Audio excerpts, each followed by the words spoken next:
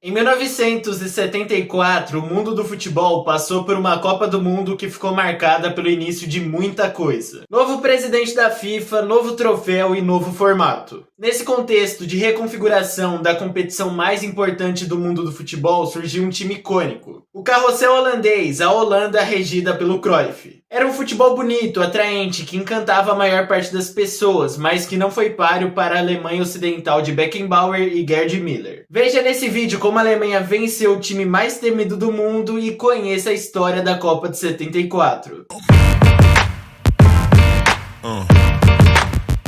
Em 1970, a seleção brasileira se tornou tricampeã mundial. E com a realização dessa façanha, os brasileiros adquiriram a posse definitiva da Jules Rimet, a antiga taça da Copa do Mundo. Na época, a FIFA criou uma regra que o primeiro país que vencesse a Copa do Mundo por 3 vezes seria agraciado com um troféu para sempre. Então, em 1974, o Mundial de Seleções precisava de um novo troféu. E assim a FIFA o fez, de ouro maciço e 37 centímetros. E até hoje, o globo sobre uma base, desenhada pelo italiano Silvio Gazzaniga, é a taça dada ao campeão da Copa do Mundo. Com isso, a Copa de 74 já tinha uma nova taça e uma sede definida. A Alemanha Ocidental, que venceu a disputa contra a Espanha para sediar o evento. A infraestrutura alemã para receber a Copa era muito boa, com 9 estádios, todos eles acima de 50 mil de capacidade total. Já o mascote da Copa, na verdade os mascotes, eram bem interessantes. 2 garotos, Tip e Tap, eram símbolos da competição, em clara referência à união esportiva entre as duas Alemanhas, a oriental e a ocidental. De qualquer forma, apenas a Alemanha Ocidental sediou o evento, mas a Alemanha Oriental jogou pela primeira vez a Copa. E a relação entre as duas seleções não se restringiu somente ao extracampo, com os dois times se enfrentando no decorrer da competição. Mas ainda tá muito cedo para falar disso. Enfim, aquela Copa do Mundo, aquele Mundial simbolizou uma nova era no futebol mundial, porque o ex-presidente da FIFA, Stanley Ho,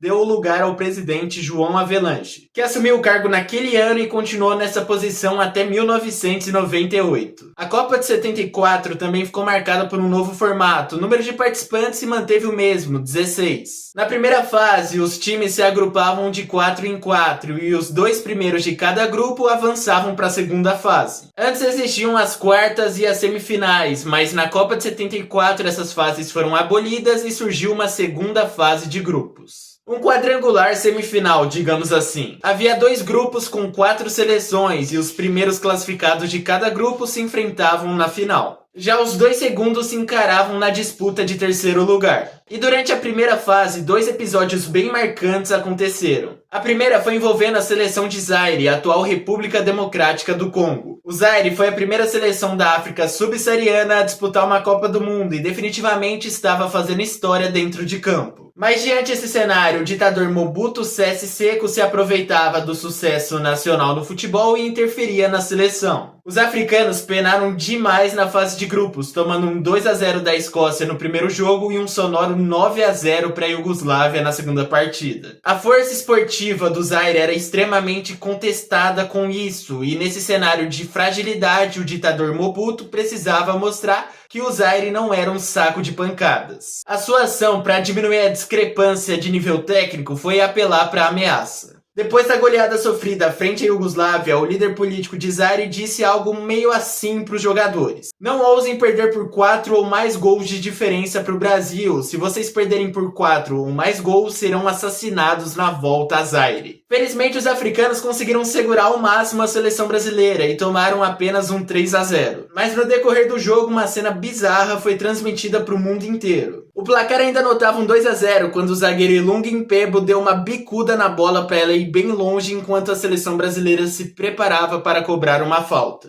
Esse ato foi visto como um certo desconhecimento de regras por parte do Mpebo, mas na verdade ele fez isso por medo mesmo. No fim, a seleção de Zaire fechou a sua participação na Copa sem fazer um gol e sem conquistar um mísero ponto. Já a segunda história intrigante da primeira fase aconteceu justamente entre as duas Alemanhas. Quis o destino que esses 2 times caíssem no mesmo grupo da primeira fase, e eles se enfrentariam justamente na terceira rodada, ou seja, o embate entre as duas Alemanhas podia decidir a classificação de alguma delas. A Alemanha liderava o seu grupo com 4 pontos após vencer 2 jogos. Na época, os triunfos só rendiam apenas 2 pontos. Matematicamente, a Alemanha Ocidental já estava classificada para a segunda fase e podia tirar o pé contra os orientais e até poupar alguns jogadores. A realidade é que a Alemanha Ocidental sempre foi vista como um país mais desenvolvido em relação à Alemanha Oriental. E isso também se aplicava no futebol, com os ocidentais chegando em 2 finais de Copa do Mundo, inclusive sendo campeões em 1954. Em contrapartida, como já foi dito, os orientais faziam a sua primeira participação em Copas. Era mais um embate da Guerra Fria, capitalismo contra socialismo. E nessa queda de braço, os socialistas se deram melhor, vencendo o jogo por 1-0, com gol marcado por Jürgen Sparwasser. Mas quem disse que isso era ruim para os ocidentais? Muito pelo contrário. Porque com essa vitória eles se classificaram para o grupo mais tranquilo da segunda fase, que contava com a Iugoslávia, a Polônia e a Suécia. E escapou do grupo da morte, que continha a Holanda, o Brasil, a Argentina e naquele momento a Alemanha Oriental. Ainda falando da primeira fase, algo que chamou a atenção dos telespectadores foi o futebol praticado pela seleção holandesa. Principalmente a estreia contra a seleção uruguaia, que foi um belo cartão de visitas com uma vitória por 2-0. Os holandeses eram adeptos do futebol total, uma filosofia de jogo que preza pela pressão contínua e um trabalho conjunto entre os jogadores, que devem cumprir diversas funções dentro de campo, porque eles estão em constante movimento e não possuem uma posição fixa. Obviamente, essa é uma forma mais complexa de jogo e é necessário ter peças que saibam o que estão fazendo e sejam inteligentes realmente em campo, jogando de uma forma racional e não por mero impulso. Por sorte, o treinador Rinus Michels, o treinador da Holanda, contava com homens de peso, como os dois Johans, o Johan Cruyff e o Johan Neskins. Aquele time também era apelidado de carrossel holandês, já que os jogadores não possuíam posição fixa, assim como o cavalo num carrossel de fato. Sem dúvidas, com esse futebol autêntico, a Holanda foi um marco para o futebol e peça-chave na evolução tática do esporte. Com a prática desse futebol bonito e ofensivo, a Holanda não teve muitas dificuldades para se classificar na primeira fase e passou por belos testes na fase seguinte. O Brasil foi outra seleção que conseguiu avançar. Não contávamos com Pelé, mesmo com a insistência e desejo de vários políticos em trazerem o rei para campo. O próprio Avelange incentivava a presença do Pelé na competição, mas não rolou. O fato é que a seleção brasileira da Copa de 70 já não era a mesma, porque o nosso time também já estava envelhecido. Mas ainda éramos extremamente pressionados a demonstrar um futebol parecido ao de 4 anos antes. Até porque contávamos com estrelas, principalmente o Rivelino e o Jairzinho. Porém, não era a mesma coisa da Copa de 70, definitivamente. Mesmo com a presença de bons nomes, Zagallo, que se mantinha como técnico, não conseguiu desenvolver um futebol encantador. Penamos na primeira fase, com 2 empates por 0-0 e uma vitória por 3-0 contra a fraca seleção de Zaire. Então chegou o momento de crescer e inicialmente o Brasil respondeu bem aos grandes desafios da segunda fase. Vencemos a Alemanha Oriental e a Argentina, restava vencer a Holanda que conseguiríamos chegar na final. Os holandeses também venceram os 2 jogos que disputaram e tinham a vantagem do empate. Se não perder para o futebol mais bonito da competição já era difícil, imagina ter a obrigação de ganhar. A pressão era surreal e o Brasil sucumbiu. Apesar da mítica defesa de Emerson Leão, o Brasil perdeu por 2-0, justamente com gols de Neskins e Cruyff. E para piorar, o Luiz Pereira, a nossa referência defensiva, fez um péssimo jogo e foi expulso. O carrossel holandês era finalista e enfrentaria a Alemanha Ocidental de Beckenbauer. Os alemães fizeram uma campanha sólida na segunda fase, vencendo os 3 jogos. Até a Polônia, que foi a grande surpresa do campeonato, um jogo marcado por uma forte tempestade e um gramado completamente encharcado.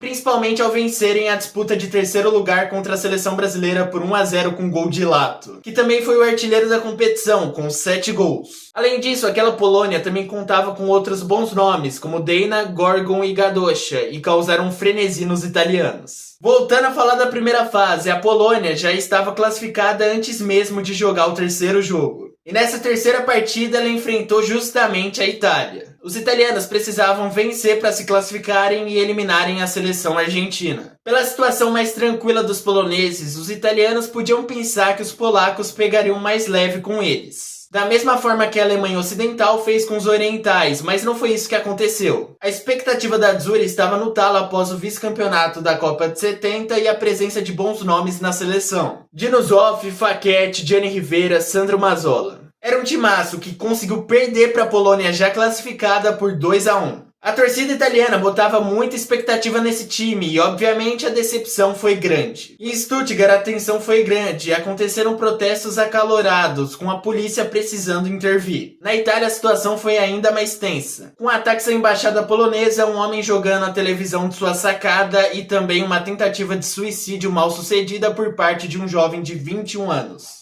Enquanto certas pessoas ficavam revoltadas com o desempenho abaixo da média, como os italianos e os brasileiros, outros sorriam. Principalmente os alemães e os holandeses. A final foi disputada entre os dois e esse foi um grande marco de uma rivalidade entre os dois países no século XX. Na Segunda Guerra, a Alemanha invadiu o território holandês e deixou muitas marcas negativas por lá, trazendo danos irreparáveis ao povo, inclusive em alguns jogadores. Então, obviamente, os holandeses tinham uma raiva e um sentimento ruim quando se deparavam com seus vizinhos do leste. E essa relação ficou ainda mais conturbada após a final de 74. Os alemães podiam não ser os favoritos, mas possuíam um time estrelado também. Sepp Maier, Paul Breitner, Beckenbauer e Gerd Müller destoavam e elevavam o patamar da seleção alemã. O jogo em si foi bem equilibrado. Neskins abriu o placar de pênalti, Paul Breitner empatou também de pênalti e Gerd Müller virou para a Alemanha Ocidental. O resultado final podia surpreender algumas pessoas, mas o fato é que essa Alemanha não era um time bobo e fez valer o fator casa. No embate entre os dois melhores jogadores do mundo na época, Beckenbauer e Cruyff, melhor para o zagueiro, que levantou a nova taça da Copa e foi protagonista da mãe de todas as derrotas. Como ficou conhecido esse jogo em território holandês, tamanho impacto e também frustração com essa derrota. Mas o motivo pro ódio dos holandeses sobre os alemães ser fomentado surgiu. E esse foi o ato definitivo do início de uma rivalidade grandiosa, que durante uns 20 anos dominou o futebol europeu e até o futebol mundial. Bom, meu nome é Matheus e se você gostou do vídeo eu peço que você deixe o like que vai me ajudar muito na recomendação e alcance desse vídeo. Também siga o Historiador da Bola nessas redes sociais. E no mais é isso, então tchau e até logo!